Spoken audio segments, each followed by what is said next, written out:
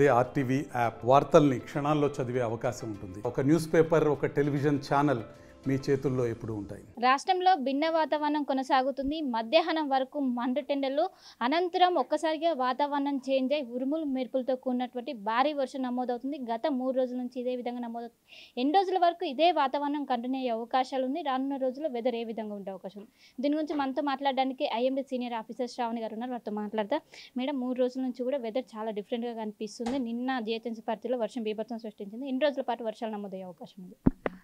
మనకి వేసవి కాలంలోని పగటిపూట ఎండలతో పాటుగా దీంతో పాటుగా మనకి సాయంత్రం పూట ఈ ఉరుముల మెరుపులతో కూడిన వర్షపాతం అనేది సర్వసాధారణంగా ఉంటుంది. ముఖ్యంగా ద్రోణుల యొక్క ప్రభావం వల్ల ఉత్తర దక్షిణ ద్రోణి కానీ, లేదంటే మనకి తెలంగాణ రాష్ట్రం మీద ఏర్పడిన ఉపరితల ఆవర్తనం కానీ, ద్రోణుల ప్రభావం వల్ల ఇటువంటి వర్షపాతం అనేది ఏర్పడుతూ ఉంటుంది. ఈ ఎండాకాలం మొత్తంలో చూసుకున్నట్లయితే దాదాపుగా మార్చి 21 నుంచి మనకి ఫస్ట్ స్పెల్ 21-22లో మనకి ఈ ఉరుముల మెరుపులతో కూడిన వర్షపాతం నమోదవడం జరిగింది. తర్వాత కొద్దిగా ఉష్ణోగ్రతలు క్రమేపీనే పెరగడం జరిగింది. మళ్ళీ ఇప్పుడు చూసుకున్నట్లయితే మనకి దాదాపుగా ఉత్తర ఇంటీరియర్ కర్ణాటక నుంచి మనకి దక్షిణ తమిళనాడు వరకు కూడా ఒక ద్రోణి అనేది కొనసాగుతూ ఉండడం వల్ల ఈ ద్రోణి యొక్క ప్రభావం వల్ల మనకి గత 24 గంటల్లో చూసుకున్నట్లయితే రాష్ట్రం మొత్తం మీదుగా ముఖ్యంగా దక్షిణ తెలంగాణ జిల్లాల్లో చాలా వరకు కూడా మనకి ఉరుముల మెరుపులతో పాటుగా ఈదురుగాలులతో కూడిన వర్షపాతం కూడా నమోదవడం జరిగింది. హైదరాబాద్, రంగారెడ్డి, శంషాబాద్, అదేవిధంగా మనకి మహబూబ్ నగర్, నారాయణపేట, అలాగే కర్నూలు ఈ జిల్లాల వరకు కూడా మనకి వర్షపాతం నమోదవడం జరిగింది. అలాగే ఈదురుగాలులతో కూడిన వర్షపాతం నమోదవడం జరిగింది. మనకి హైదరాబాద్ పరిసర ప్రాంతాల్లో 1-2 చోట్ల కొద్దిగా 4 నుంచి 5 సెంటీమీటర్లు కూడా అధికంగా వర్షపాతం నమోదవడం జరిగింది.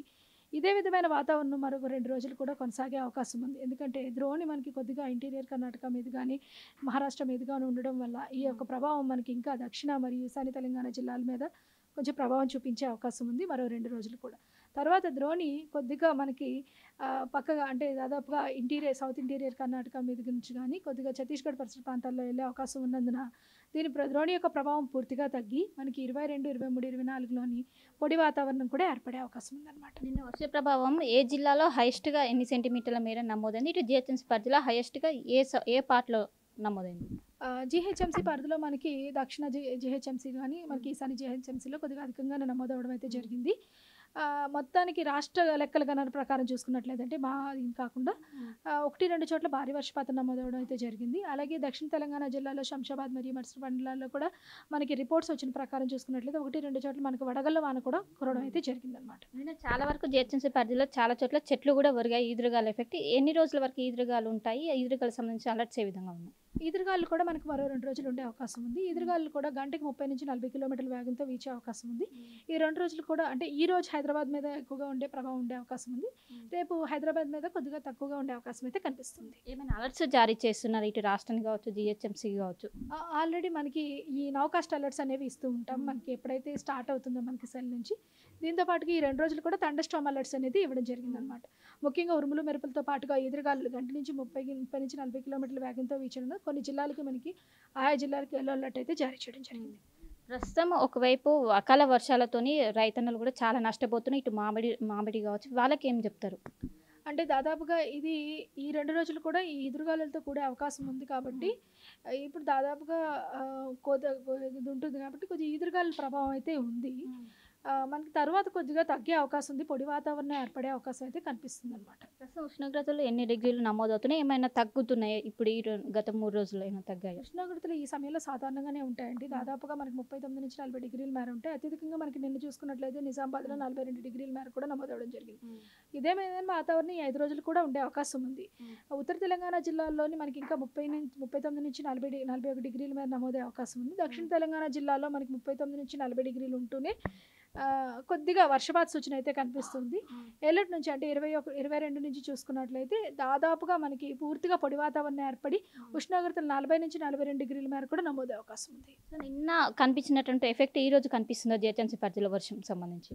అంత భారీగా ఉండకపోవచ్చు కానీ మనకి సాయంత్రం అయితే క్యుములోనింబస్ మేఘాలు ఏర్పడి మరి వర్షం కురిసే అవకాశం అయితే కనిపిస్తుంది. సో మొత్తం మీద అటు ఉత్తర దక్షిణ ద్రోణుల ప్రభావంతో వచ్చే 3 రోజుల పాటు కూడా సాయంత్రం సమయంలో అకాల వర్షాలు నమోదయ్యే అవకాశాలు ఉన్నాయి. ఇంకా ఉష్ణోగ్రతలు కూడా సాధారణంగా నమోదవుతున్నాయి.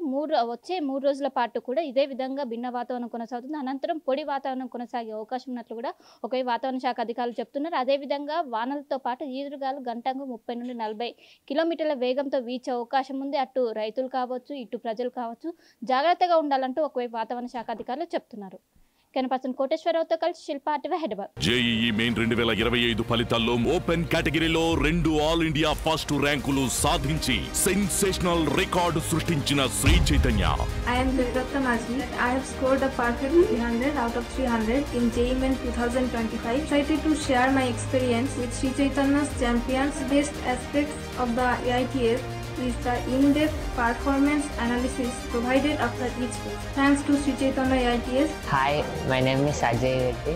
I scored 300 out of 300 in JEE Mains Session 2. The 3 do's are working hard about something that you wanted, follow your teacher, follow your parents' advice.